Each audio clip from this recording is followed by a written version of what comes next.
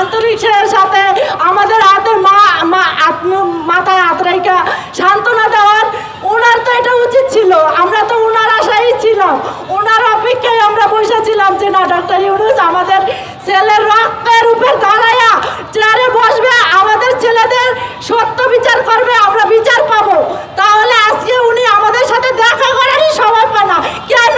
আজকে দেখা করতে হবে, আজকে এখানে আসতে হবে।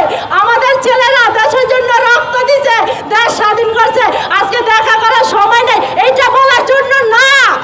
আমরা কেন রাস্তায়, আমরা কেন শহীদের সম্মান পাচ্ছি না? আমাদের সম্মান দিতে হবে। আমাদের এই যে এক বোনের স্বামী মারা গেছে, ও মেয়ে নিয়ে কিভাবে চলে, কিভাবে থাকবে? উনি গার্জিয়ানই তো নাই।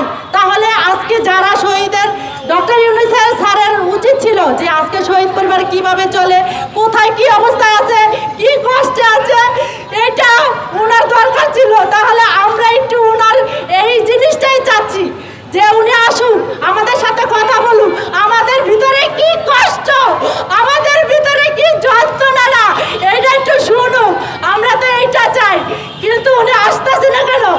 আজকে আসতে হবে, আজকে এখানে আমার ছেলেদের বিচার করার কথা বলতে হবে। আজকে আমরা বিচার চাই, বিচার চাই, হাসিনার বিচার চাই।